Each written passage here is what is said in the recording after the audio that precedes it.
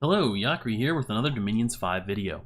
So, this time I want to talk about the spells in construction, which I may have kind of completely forgotten about when doing my construction videos, so this will be tacked on to the end of that. Fortunately, there aren't a lot of them, so we can go through these pretty quickly. And we're going to be starting with possibly the most interesting spell in construction, at least as far as the summoning spells go. Yeah, I think it might be my favorite. Corpse Construct, or Corpse Man Construction, the actual spell, is really interesting because you can boost it so far. There are a few different spells that you can increase the effectiveness of, like Summon Vine Ogres with Ivy Lord, but this is notable because the maximum bonus you can get to Corpse Man Construction is 20, and realistically, you can get plus 10 without too much trouble if you plan for it. Now, if we look over here, I've brought up all of the this is just kind of some meaningless crap I had up, but this here. So Storm Spool, Staff of Storms, and Lightning Rod. These are all the non-artifact items that boost Corpse Man Construction. So Storm Spool is very easy to get at just Air 1, giving you a plus 2 bonus. Lightning Rod at just Earth 1 for a plus 3 bonus, being the most efficient one. And then we've got Staff of Storms, which gives you a plus 5 bonus for 40 air gems at Air 5. So that's where the actually planning for it comes in, right? A fair number of nations can do Lightning Rod and Storm Spool, although having that along with Death Magic is a little bit more uncommon.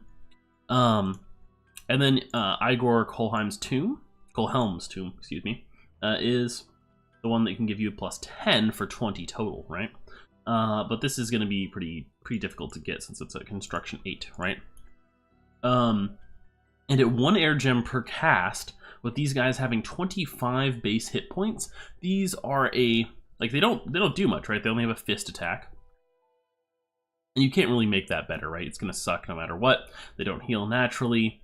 They're undead, which provides them some extra weaknesses. And they have terrible stats. But they're 25 hit points, and it only costs 1 air gem to summon them. And frankly, like construction 1 for 1 air gem, this isn't like a terrible summon. Really, it's not great. I probably wouldn't waste mage turns doing it. That's like the limiting factor when you haven't boosted it at all. But these aren't too bad just because they soak up damage, right? That's the nice thing about it. And the key thing is that later on, when you get spells that allow you to buff units on the battlefield fairly effectively, especially when you've already done other high tier research like, Alteration 8 or something like that, then these become pretty valuable because you can have a front line of these units that, maybe like 100, 200 units that massively inflates the total HP in your army. They're still going to take a while to kill because they're size 3, so they'll spread out more, which you're actually going to want with these units. And you just buff them up and they last forever while your mages do other stuff in the background, right? So it's a pretty nice spell. And it's one of the few summoning spells that you can kind of have a strategy around where you generate a ton of chaff using this. Alright, so let's move on. We've got Clockwork Soldiers, and now Clockwork units, honestly, I kind of wish they'd be reworked because I think their penalties are so high that they can't possibly be useful. I think I have actually seen, we're going to get to Clockwork Horrors in a while. I saw someone use them effectively one time, but it didn't last long. I mean, it was one battle, they managed to get some usefulness out of them, and then they got countered the next one. And the problem is that they have reinvigoration minus 15, right? So that means that they gain 15 fatigue each turn if they move, or if they exist in the battlefield. So it's just, what is that? After 4 turns, they're useless, basically. Because they hit 50 fatigue, get a ton of stat penalties, their 18 protection doesn't mean anything, and they get butchered because they only have a few hit points, right? Because the clockwork creatures are fragile. I'd like to see them get reduced to, I don't know, anything significantly less. Negative reinvig 10 or 5, and then I don't know if they'd be useful, but they might be useful at that. Maybe. So I'm not really a huge fan of these units. Legions of Steel, this is actually pretty useful. I'm not actually sure how much the bonus is because I haven't used it very often, but it toughens armor, increasing its protection value, right? And it's over a huge area of effect. So this is really nice for nations that have like decently armored soldiers already, and you want to step up their armor. It's also nice because you can pair it with natural protection boosting spells like bark skin, right? And yeah, so it's pretty nice. This is like a staple buff spell for Ohm, for example, and it's quite easily reachable at Construction 3. Like, it's one of the more I don't even know how to put it. Easily usable buff spells, right? It's only at Research 3, and it starts off with 25 area of effect, right? This is the only version of it is that just you slap the whole thing of it on the battle on a huge area. If you have a couple mages casting it, you can cover your army pretty easily throughout most of the game. Let's see, construct mannequins. The mannequins are, I mean, they're kind of terrible. They're kind of better than traditional undead, though, for one neat reason. So you can kind of compare this to summoning long dead, but these guys are perhaps a little bit better than long dead. So the sleep vines deal stun damage, and it's actually pretty significant stun damage, right? And the neat thing about this is that versus like elite units or thugs that these guys might not normally be useful against, right? Like, what are they going to do versus heavy cavalry with their like claw attack? It's going to do 12 damage, and long dead aren't much better, doing probably like 13 or 14 damage. Versus heavy cavalry, they're not going to do a whole lot. But sleep vines, 3 hits and the heavy cavalry is pretty much out of commission, and then they will get killed with the penalties from going above 50 fatigue or falling unconscious by those claw attacks eventually, or even by sleep, or even by fatigue damage once their fatigue gets over starts to pass 200. So yeah, these things are kind of effective. It could be that you could summon some mannequins to use as like a little anti-thug force, along with some other units, perhaps. I haven't seen anyone actually intentionally summon them too much. I think the key problem with them is the nature gem cost, right? Nature gems are really good. 12 nature gems for 10 mannequins, a little bit iffy, even if they are a little bit better than long dead in many situations. Clockwork horrors, these are what I've seen people actually use like once or twice. I think only once. Mostly I think because they get the 2 blade hands, right? These 2 4 damage weapons at 12 strength is not bad, right? So 16 slashing damage at 2 attacks. If they actually get into combat and make those 2 attacks a couple times, and if you have like a little front line of them that's thin enough they can get some attacks in and then die before they hit 50 fatigue, then they're kind of providing you value, right? But it's hard to pull off, and if you know someone's using these, you can kind of like set your whole army as far back as possible, and they're going to be basically fatigued out by the time that they get to you. So not super great. The efficiency is okay though if you have higher than 2 earth magic. So if you have like an Earth 3 caster with Earth Boots to put them up to Earth 4, you get 14 of these guys instead of just 10. So at that point, it's a little bit better if you can find a use for them, but I'm not a big fan of those. The Crusher. Is this thing? No, this is not the... I don't think this is the good one. It's the wooden construction, right? The lumber construct. I think it's the one that people thug out. So this is a regular unit, I think, right? Yeah, these are both units, but there's like the strategy you can do. Okay, so let's see. Does the Crusher have a particular use? I don't know. The Crusher is kind of a neat unit, I would say. 15 Earth Gems probably makes it not worth summoning, but it's really high protection, really high hit points. I've never seen anyone use it in combat or thought of or considered using it myself, so I guess I can't rate it too highly. But I don't know. I kind of want to force it in a multiplayer game and see if it has any effectiveness. What you possibly could do is convert this into a commander with oh, what's that spell called? Shoot, I don't remember actually. But there's some spell called Divine Name or something that turns regular units into commanders. I guess we haven't covered the spell school it's in yet. And you can use it, people use it on lumber constructs, because if I recall correctly, the lumber construct gains astral magic, actually, when it becomes a commander. They gain different stats. And so the Crusher probably wouldn't be that useful, but at 110 hit points, you could potentially put some gear on it and have it go be a thug. The wooden construct, however, see, the nice thing here is this is only 5 nature gems, right? Oh, hold on. I shouldn't skip over Construct Mandragora. So these are bigger, tougher versions of the mannequins. They're good for pretty much the exact same reasons, and bad for sort of the same reasons too, mainly that the nature gem cost is kind of high. These would be even better at that like thug countering role by fatiguing out thugs you can't kill easily in other ways. And in particular, if you can get nature 3 or 4, then these are going to be more effective with the +2 per skill level, right?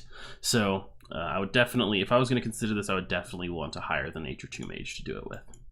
All right, so for the Lumber Construct, the reason this guy is used as a thug, as like a build-your-own thug that any nation with nature magic can do, is because of the hit points mostly, and the cost effectiveness, right? So 5 nature gems, and in terms of initial cost for this unit, is actually pretty good.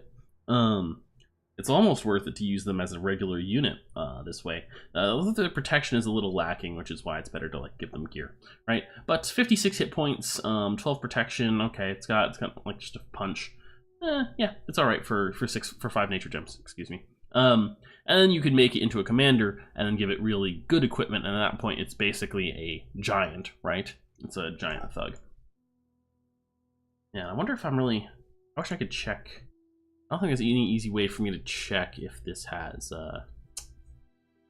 really just does have astral magic when you promote it. I'll double check to make sure my memory on that is correct, and if I'm wrong, I'll put a note that I was wrong in the video description.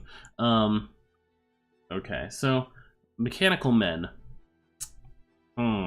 These have, I think, the same. Oh no, they don't have the same issue, right? That's right. Okay, so these aren't clockwork anymore. So these, though, they're a little bit high up in the research pathing. They're a little bit expensive for what you get. Like, they're only 8 hit points for 15 gems to get 10 of them. If you had Earth 4 or 5, they could start getting fairly efficient. And they do have 18 protection, which is pretty nice. And if you have a need for mindless units, and you know, you're an Earth nation primarily, or you don't have access to some other magic pathing that will give you easy mindless units, these could be pretty okay. But otherwise, I don't know. The low hit points kind of turn me off because of all the ways that they can kind of just die easily despite their high protection with those low hit points. Weapons of Sharpness. This is really nice. So Weapons of Sharpness, I believe these make your weapons magic as well, but the armor piercing portion is perhaps more important. So armor piercing, as you probably already know, but maybe don't, it will roll against half of an enemy unit's armor value. So if they have 20 armor, it counts as them only having 10 armor. So armor piercing is extremely powerful. Only special weapons like crossbows have it, and giving it to a huge number of your units is extremely useful. This is a very, very powerful buff. One of the best offensive buffs in the game, for sure. So yeah, I don't know if I need to say too much else about that. I'm pretty sure, I don't know why it doesn't say it in the description, but I'm like 80% sure that this makes your weapons magical, although it's been so long since I've actually cast it in a game. Forge of the Ancients. So this gives you your smiths Forge Master 1, which means that you count as having any of your magic paths you have count as being 1 higher when forging magical items. This is not that useful for 80 gems. I've used it in a game once. I did some handy things with it. I built a lot of artifacts that game. It was kind of fun, but overall, it's not really a very effective use of gems because it's hard to get much value out of that, right? Unless you're in a special situation to do so. So, like, what I mean by that is that a lot of nations, maybe you have 3 magic paths on a mage, and getting a +1 in your 3 magic paths for the purpose of crafting items is often not that significant. You know, there are cases where it'll bump you up to get a higher booster or something, but a lot of the times it's not going to make a huge difference. You really need a mage with like 4 or 5 paths, and you need to have some sort of value you can get out of growing those cross paths higher and building more boosters and piling more items on them to get to something useful. And the thing is that this is kind of like a downside to construction in general, is that it's mostly, but not 100%, but for the most part, just good for 2 things. And that is thugging, you know, outfitting commanders in good gear and having them go to provinces and fight them by themselves, right? Or basically creating super units to participate in battles sometimes. and for boosting the power of mages, right? And there's a ton of stuff in construction that doesn't do those things, but a lot of it's not very useful.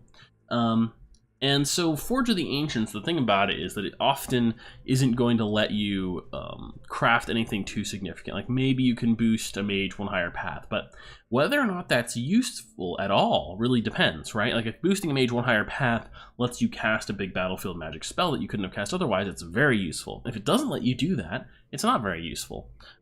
Especially if we're talking about not like getting one booster, like the first booster for some magic path, but rather for getting like the third booster for some magic path that you didn't have yet when you already have 2 equipped or something, right? Because you have to invest a lot of resources in putting down Forge of the Ancients and then using it to craft the item, and the actual crafting of the item is expensive. And you've got to, probably to really get the value out of it, you're probably going to have to go up to Construction 8, right? I mean, it's already at Construction 7, but you need to go to Construction 8 so you can get the artifacts and probably craft some of them, and only a few of them are really useful. So, I don't know. I think it's hard to leverage this enough that it's worth doing, right? That's what I'm getting at here. And that's kind of like the quandary with a lot of the higher level construction stuff. Of course, there are niche things that are nifty, and sometimes I've found uses for, I mean, this is true of a lot of items in Dominion. So there are a lot of items that are generally pretty bad, but, oh shit, no, this is the golem, not the lumber constructs. All right, I'm officially an idiot.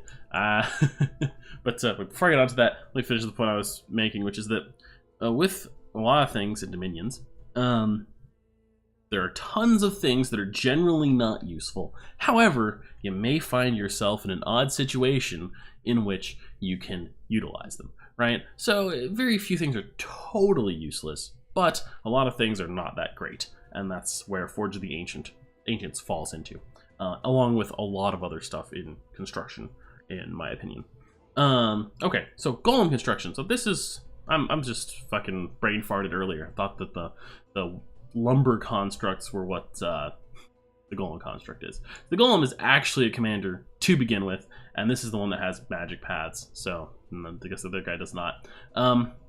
And 30 astral gems is pretty expensive, but if you need thugs or want thugs for some strategy and you don't have them, this is one of the few ways you can get like good, like definitively good thug commanders, right?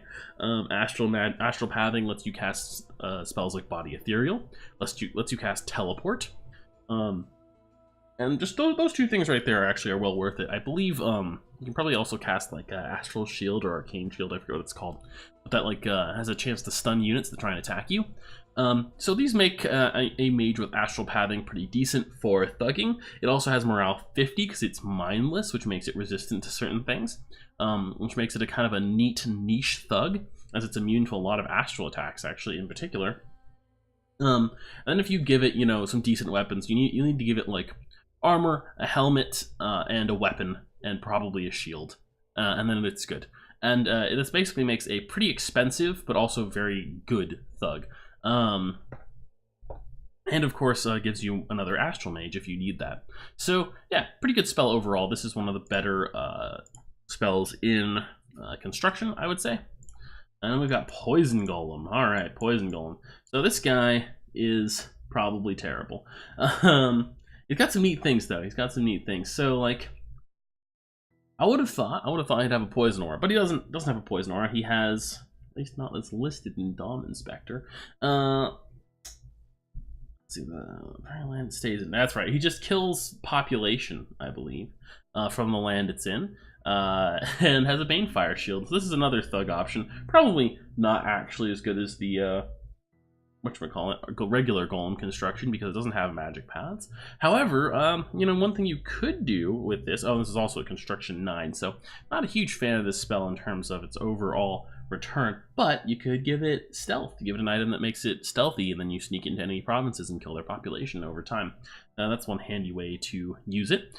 Yeah, I'm not sure there's much else to say about that. I don't think it's actually as good as golem construction though, which is a much easier to get spell. Siege golems. These have a big siege bonus, right? Plus 100 siege bonus. Yeah, this is actually a fairly efficient way to get siege bonuses. 20 gems for plus 100 on a command unit. That's also pretty decent. It might even be worth 20 gems actually. Like Shatterfist. How good is Shatterfist? Yeah, 20 damage. Oh, and it shatters. Oh, so it kills other golems really easily. Interesting. Well, it's got 24 protection and 165 hit points. Like, that's the primary thing you need to know about this. Along with its resistances, it's going to be just very, very hard to kill, and it has 2 attacks. So it's not bad for 20 gems, actually. But mostly don't craft it unless you want the siege bonus. I'm not sure I'd really just, like, blow gems on it for its combat capabilities, even though they're okay. They just mean that it's not useless aside from its siege bonus. Iron Dragon is actually pretty decent. Fear Aura, Explode on Death, huge stats. Probably the best thing about it is that it has the Dragon Fire Breath Attack, right? I think is this actually Breath Attack? Yeah. No, it's AoE 2. Ammunition 4. Okay. Range is... Oh, okay, so it's not quite a regular Breath Attack. It's just a little AoE Fire Blast. A bit different from the Dragon Pretenders. But pretty good anyway. Plus 2 regular attacks and great stats. Interesting thing about this would be turning it into a commander to thug, right?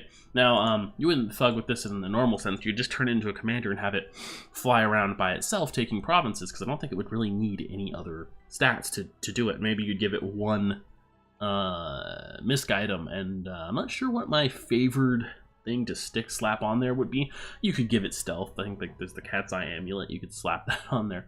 That'd be pretty funny. There are probably some other good options, but yeah.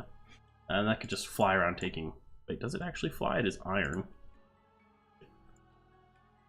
I'm gonna sound dumb here. Yeah, it is flying, of course. Yeah, it flies with the power of magic. Sweet. And Mechanical Militia, not super great. All of the militia bonus spells are a little weak. There's one, I want to say, I think it's the Phantasmal Army one that's the best, but I forget. It's not that good, basically. This potentially can be help against people raiding you, right? That's kind of the purpose of all the mechanical, or not the mechanical, the militia boosting spells, right? Because you can grab a spell like this, put 10 militia on the battlefield, and hopefully that'll stop thugs of a certain level of power from raiding you. But it's at Construction 9. You only go Construction 9 for the... I mean, actually, that's kind of true of all the Construction 9 spells. There's not a whole lot of reason to go up to Construction 9. There aren't any, like, super artifacts at Construction 9. There's just these spells. And they're good, but a little lackluster compared to the amount of research required to get to Construction 9, as opposed to researching something else, right? Perhaps up to only 8. Yeah, okay. So, Mechanical Militia, not super great, but, I don't know, I might cast it in a game where I was dealing with thugs that I thought would get killed having to deal with Mechanical Militia as well as other things. The Juggernaut, this is handy because it spreads Dominion like a prophet, and Magic Pads 3. Oh, so you could turn this into a Pretender and it would have Priest 3. I'm pretty sure that's what this signifies here, if I recall correctly. So yeah, it spreads Dominion, which is nice. Basically, actually paying 25 Astral Gems for something that doesn't have upkeep, that spreads Dominion, that you can like move around, that's actually pretty handy. I don't know if anyone's going to be getting any Dominion victories anytime ever, but these days, but still could be useful if either someone is trying to do it against you, or you think you actually have a shot at that. And in particular, if I'm reading that correctly, then you can use Divine Word. Is that the right name of the spell? We can do a little quick search here, right? All schools.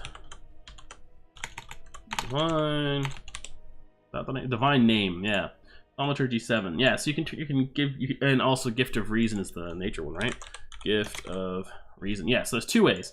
So Divine Name and Gift of Reason, a little side note here. These are handy to know in conjunction with all the different summoning stuff in the game, because you can give any unit commander status, right? And then you can use them as a thug or have them go around on their own. And they may, certain units have magic pathing that they gain access to when you give them Gift of Reason, right? 25 Astral Gems or 20 Nature Gems, actually not too bad for this spell cost-wise, as long as you use it on an ideal unit like this. So if this is correct and it gives you level 3 priest, it's quite worth it just for capping thrones, regardless of the situation you're in. Yeah, so that covers construction spells in minute detail. Hope you enjoyed the video, and I'll see you next time.